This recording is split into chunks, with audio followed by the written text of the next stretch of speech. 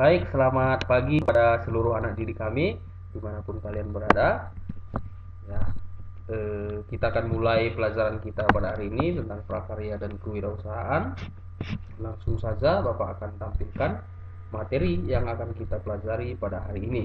Beberapa minggu lalu kita sudah belajar mengenai keinginan dan kebutuhan kerajinan pasar global. Apa saja syarat-syaratnya untuk bisa masuk kepada pasar global. Nah, untuk hari ini topik selanjutnya kita akan membahas mengenai materi selanjutnya, yaitu tentang ide dan peluang usaha. Ya, selalu ada diawali dengan ide dan peluang. Nah, Bapak akan jelaskan.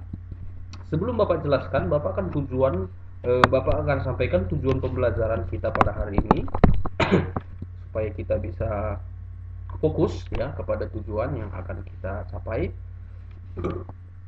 Setelah mempelajari materi ini, diharapkan kalian dapat yang pertama menjelaskan ide dan peluang dari kerajinan berdasarkan kebutuhan dan keinginan. Tujuan yang kedua yaitu mengidentifikasi ide dan peluang berdasarkan riset pasar ya. Nanti kita akan pelajari apa itu riset pasar ya. Yang ketiga, menjelaskan analisis SWOT. Nah, SWOT itu adalah suatu istilah yang sudah tidak asing lagi untuk kita ya. Langsung saja, yang pertama yaitu ide usaha. Ide ya, dari katanya ide pun kita sudah mengerti ya. Gagasan atau pemikiran yang baru dalam menciptakan produk atau jasa yang berpotensi sumber keuntungan dan memiliki peluang yang besar. Nah, jadi jika ide tersebut tidak berpotensi kepada sumber keuntungan dan tidak memiliki peluang yang besar, maka ide tersebut bukanlah sebuah ide ya, bukanlah sebuah ide yang cemerlang ya, seperti itu. Ya. Maka untuk menimbulkan ide yang besar, nah, supaya timbul ide yang besar, kita memerlukan riset pasar. Nah, nanti kita akan membahas riset pasar itu adalah sebuah penelitian pasar ya. Nanti ada cara-caranya, nanti akan Bapak jelaskan.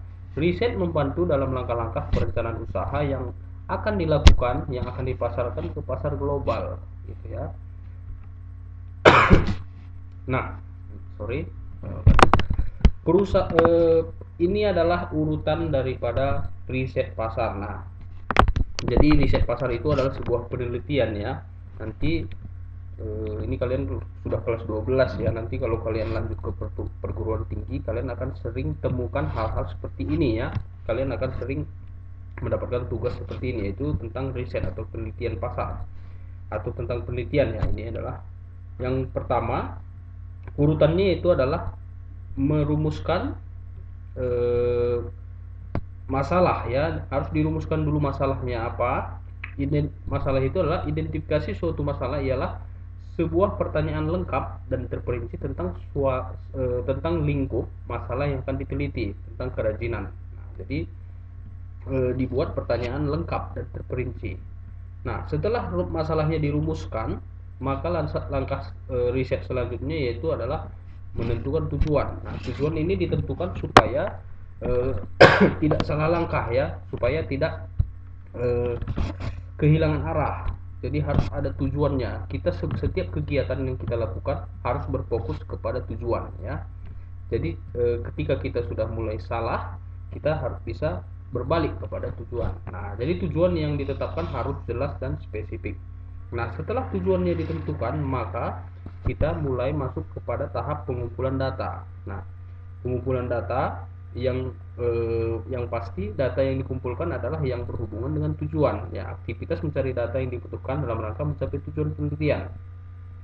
Pengumpulan data itu banyak caranya ya, bisa dengan cara observasi, bisa dengan survei, bisa melihat langsung, bisa juga dengan wawancara, tanya jawab ya, dan menyebarkan angket atau kuesioner ya. Kita membuat berbagai pertanyaan dan diisi oleh orang-orang yang akan kita kumpulkan datanya. Nah, setelah data itu terkumpul, maka datanya kita analisis ya.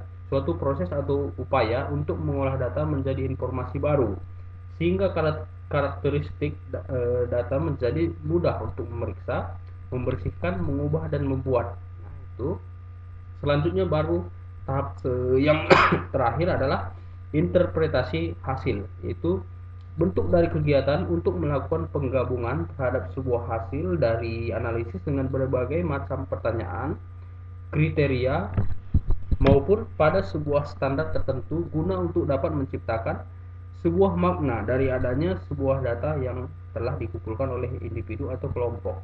Ya, seperti itu ya, cukup jelas urutannya. Kalau kita perhatikan dari segi bagan, nah maka gambarnya seperti ini ya. Urutannya yang pertama riset pasar, hasil riset, pengembangan produk, hasil rancangan, kemudian proses produksi. Proses produksi itu ada bahan atau peralatan dan cara kerja, kemudian muncullah produknya, lalu produk tersebut didistribusi dan dipasarkan ke pasar, lalu dievaluasi apa kekurangan, apa kelebihannya, kita mulai masuk lagi kepada riset pasar dan selalu memberikan inovasi-inovasi seperti itu ya. Cukup jelas dari urutannya. Nah, ini adalah contoh daripada hasil riset pasar ya. Kurang lebih kata-katanya seperti ini. Coba kalian perhatikan di tabel yang ada di layar. Yang pertama riset pasar, proses dan produknya adalah riset pasar. Nanti kalian akan latihan membuat seperti ini. Ini contohnya.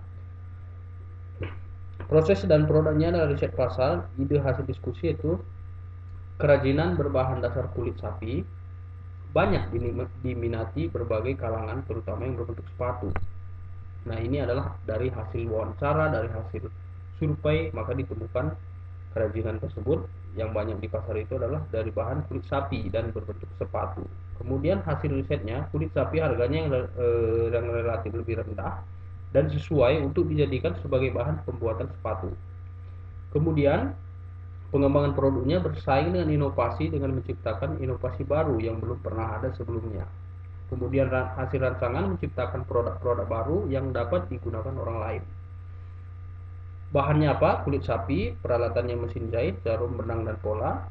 Cara kerjanya, ini ada urutan kerjanya itu, pilih jenis kulit yang akan digunakan, buat pola sesuai ukuran kaki, jahit kulit tersebut, dan tambah aksesoris ya. Kemudian produknya apa? Sepatu, distribusinya bagaimana, pemasarannya bagaimana, dan evaluasi seperti itu ya. Ini adalah contoh dari hasil riset pasar. Maka ditemukanlah ide. Nah, seperti itu ya. Cukup jelas ya. Nah, kita akan masuk kepada analisa SWOT ya. Ini sebenarnya kita sudah sering pelajari ya. Cuman Bapak menegaskan kembali, analisa SWOT adalah suatu analisa terhadap lingkungan internal dan eksternal. Jadi ada dari dalam dan dari luar ya. Analisis internal lebih menitik beratkan kepada S yang pertama yaitu strength, yaitu kekuatan. Kemudian W, weakness atau kelemahan. Kemudian analisis eksternal untuk mengenali dan mengidentifikasi semua gejala.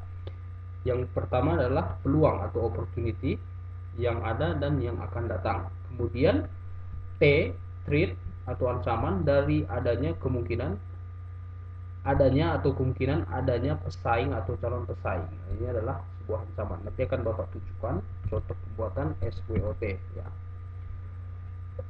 Ini adalah bagannya ya. Cukup jelas ya. Nah, setelah menganalisis produk berdasarkan analisis SWOT, maka akan menimbulkan sebuah kejadian yang akan menemukan peluang berasal dari kesempatan yang muncul dan menjadi ide bagi seseorang ya. Setelah dianalisis maka muncullah ide. Nah, perhatikan contoh berikut. Analisis SWOT didahului oleh proses identifikasi faktor eksternal dan internal untuk menentukan strategi yang terbaik. Dilakukan pembobotan terhadap tiap unsur SWOT berdasarkan tingkat kepentingan.